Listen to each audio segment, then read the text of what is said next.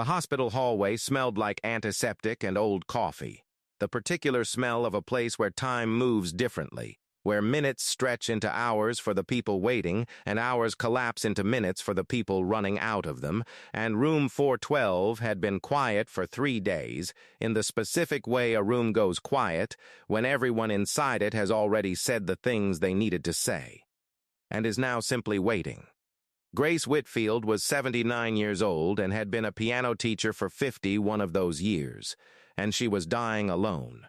Not because nobody loved her, but because everyone who had ever loved her was already gone. A husband dead 11 years. A son dead in a car accident at 24. A sister who had passed the previous spring. Until the only people left who knew her name were the nurses on the 3rd floor and a hospital chaplain who visited twice a week out of duty more than acquaintance. The nurse assigned to her, a woman named Denise, who had worked oncology for 14 years and had learned to keep a professional distance that mostly held, had stepped out into the hallway that morning and said quietly to another nurse, not knowing anyone else was close enough to hear, "Doctors said she has 3 days left. Maybe less. And there's nobody coming." She did not know that a man pushing a cleaning cart 8 feet away had heard every word. And she did not know that those 7 words were about to undo something in him that he had spent 6 years trying to keep sealed shut. His name was Walter Combs. He was 56 years old, and he mopped the floors of St. Agnes Memorial Hospital on the overnight into morning shift, a job he had held for 8 months, ever since a shelter caseworker named Priya Anand had spent 4 months helping him get an ID replaced, a bank account opened, and an interview scheduled with a hospital that was willing, unlike most places, to hire a man with a 5-year gap in his employment history and no permanent address to put on the application.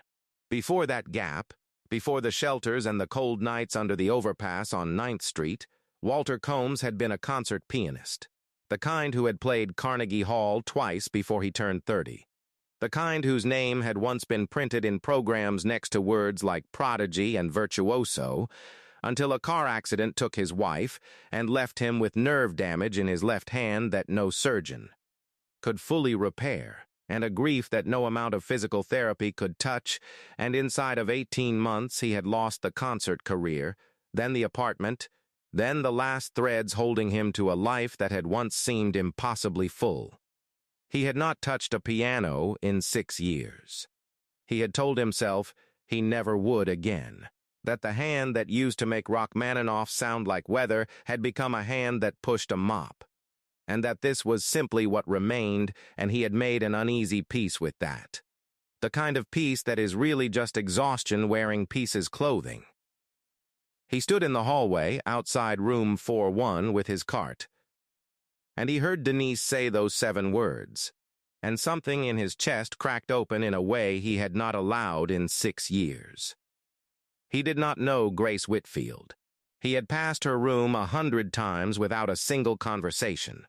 But he knew, with a certainty that startled him, exactly what it felt like to be a person the world had quietly stopped waiting for, and he could not walk past that door and keep pushing his cart like he had not heard. He knocked, which surprised even him, because he had spent 6 years being a man who did not knock on doors, who moved through the world trying to take up as little space as possible. Grace's voice, thin but clear, said, "Come in." He stepped inside. She was small in the hospital bed, silver-haired, her hands folded on top of the blanket in the particular composed way of a woman who had spent a lifetime performing for audiences and had decided, even now, that dying would not undo her manners. She looked at him, at his gray uniform, his cart still visible through the open door, and she said, "Are you here to clean, or did you get lost?" He said, "Neither, ma'am. I heard the nurse talking. I'm sorry. I shouldn't have heard it. But I did." Grace was quiet for a moment. She said, "Well, it's true. So there's no sense pretending otherwise. Walter said, I know what it's like. To be the person nobody's coming for." Grace looked at him for a long moment, the assessing look of a woman who had spent 5 decades reading the difference between a student who was truly listening and one who was simply waiting for the lesson to end. She said, "Sit down, if you have a minute." He did not have a minute, technically. He had a hallway of floors and a supervisor who would ask questions if his cart sat idle too long. He sat down anyway. They talked for 11 minutes that first visit, about nothing important. The weather, the terrible hospital coffee, the fact that her room faced east and she liked watching the light come up even though most mornings now she was too tired to fully open her eyes for it. And when he finally stood to leave, she said, "Come back tomorrow if you're able. I find I don't mind talking to someone who isn't paid to smile at me." He said he would. He did not know why he said it. It was the kind of promise he had stopped making to people, because promises required a future he was not in the habit of assuming he had, but he said it, and the next morning, on his break, he came back. On the third visit, Grace asked him what he had done before this, before the mop and the uniform, and Walter almost lied, the way he had trained himself to lie to strangers who asked that question. A short, flat answer designed to close the subject. But something about the room, about the light coming through the east-facing window, about a woman who had 3 days left and had decided to spend some of them asking a janitor about his life instead of talking about her own dying, made him tell the truth instead. He said, "I used to play piano." Professionally, Grace sat up slightly against her pillows. She said, "What kind of professionally?" He said, "Carnegie Hall." Twice, Grace said nothing for a long moment, and then she said, in a voice that had gone very quiet, "I taught piano for 51 years. And in all that time, I met exactly one student I believed could have played Carnegie Hall. And he moved away when he was 19, and I never heard what became of him, and I have wondered, every year around this time, whether he ever got there." Walter felt something cold move through him. He said, "What was his name?" Grace said, Walter Combs. "I taught him in Millbrook, New York, starting when he was 7 years old until his family moved when he was 19. Walter Combs sat very still in the chair beside her bed in a hospital 1,100 miles from Millbrook. 37 years after his last piano lesson with a teacher he had never forgotten and had assumed, like everything else from that life, was simply gone. He said, "Mrs. Whitfield, it's Walter. It's me." Grace Whitfield looked at him for a long, searching moment, at the lines the years had put in a face she had last seen as a teenager's, and something shifted behind her eyes. Recognition arriving slowly and then all at once, the way it does when you are looking for a person who no longer quite matches the picture you kept of them.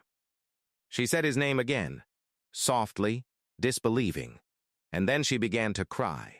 Not from sadness, but from something closer to wonder, the particular disorientation of the universe handing you on what might be your last week alive.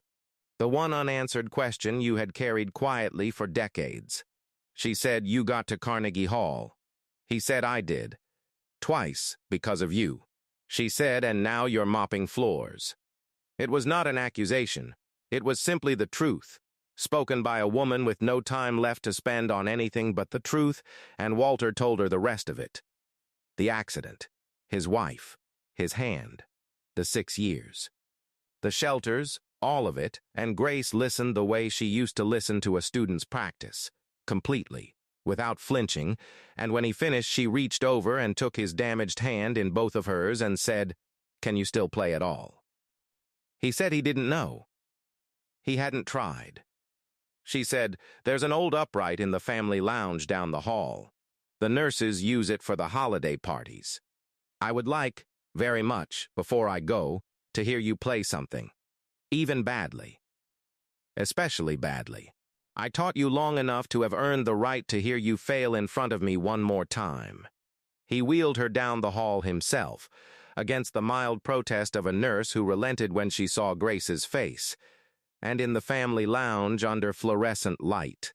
In front of an upright piano that had not been properly tuned in years, Walter Combs sat down and placed his damaged left hand on the keys for the first time in 6 years. It was not clean. The nerve damage was real, and the hesitation was real, and the first several bars of the nocturne he chose, one Grace had taught him when he was 12, came out uneven, imperfect. A shadow of what his hands used to do without thinking. But it came out.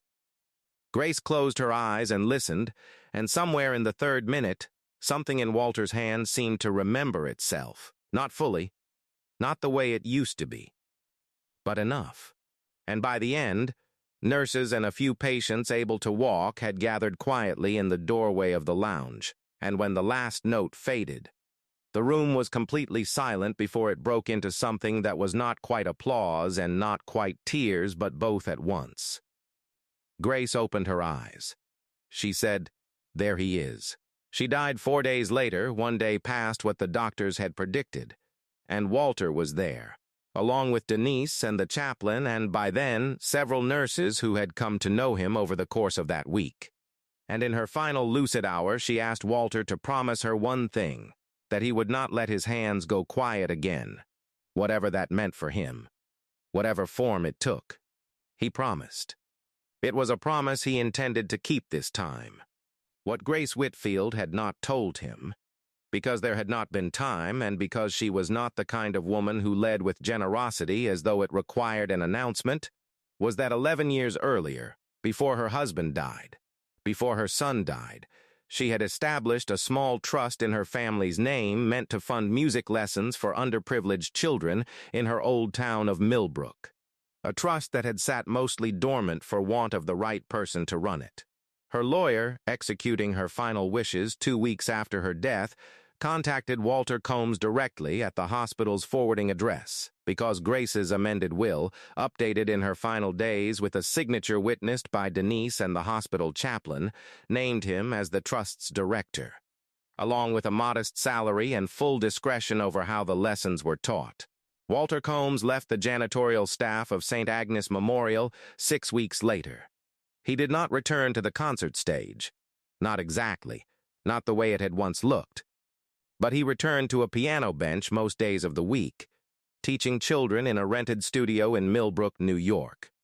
In the same town where a woman named Grace Whitfield had once heard something in a 7-year-old boy that the boy himself would not understand the value of for another 5 decades. He kept a photograph of her on the piano, a small one, unremarkable, the kind you would not notice unless you knew the story, and when new students asked about it. He told them the truth in the fewest words he could manage without his voice catching, that she was the reason his hands remembered they could still make something beautiful, even after everyone believed the music in them was gone for good.